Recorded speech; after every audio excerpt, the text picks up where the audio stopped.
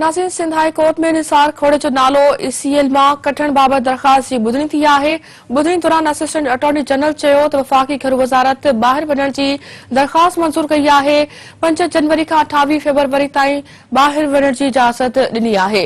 निसार खोड़े जे वकील चयो त निसार खोड़े खे हिकु भेरो ॿाहिरि वञण जी इजाज़त मिली वई आहे। संदसि नालो मुस्तक़िल तौर ते ECL मां कढण बाबति केस हलायो वञे। अदालत चयो त दरख़्वास्त ईंदड़ परडे मां वापसि अची पोइ केस हलाए। अदालत केस जी ॿुधणी मार्च जे पहिरें हफ़्ते ताईं मुलतवी करे छॾी आहे। नेब मूजिबि PPF अॻवान निसार खोड़े ख़िलाफ़ कणक चोरी, करप्शन ऐं आमदनी खां वधीक मिल्कियत बाबति जांच जारी आहे। अहम ख़बर खां नाज़रीन अवांखे अपडेट कयूं पिया त सिंध हाई कोर्ट में निसार खोड़े जो नालो ECL मां कढण बाबति दरख़्वास्त जी ॿुधणी थी आहे।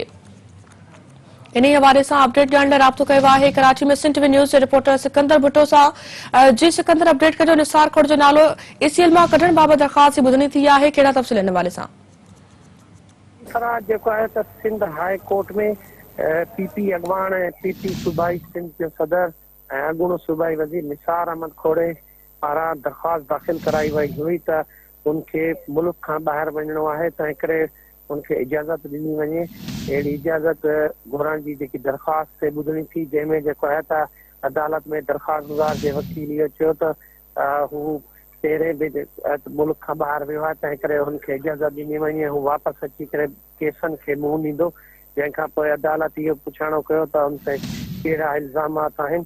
तंहिं ते जेको आहे त नेब जे वकील पारां इहो चयो वियो त जवाबदार आमदन खां वधीक असां ठाहिया ऐं हू खुराक खाते जो वज़ीर हुयो, उनमें हुन खुर्द बुर्द कई। अहिड़ा इल्ज़ामात जेके आहिनि जवाबदार ते आहिनि ऐं अदालत जेको आहे त ॿिन्हिनि धुरनि जो मौक़ुफ़ ॿुधण खां पोइ निसार खोड़े खे मुल्क खां ॿाहिरि वञण जी इजाज़त ॾेई छॾी आहे। ECL मां जेको आहे त हुनजो नालो कुझु ॾींहंनि जे लाइ ख़ारिज करे छॾियो आहे।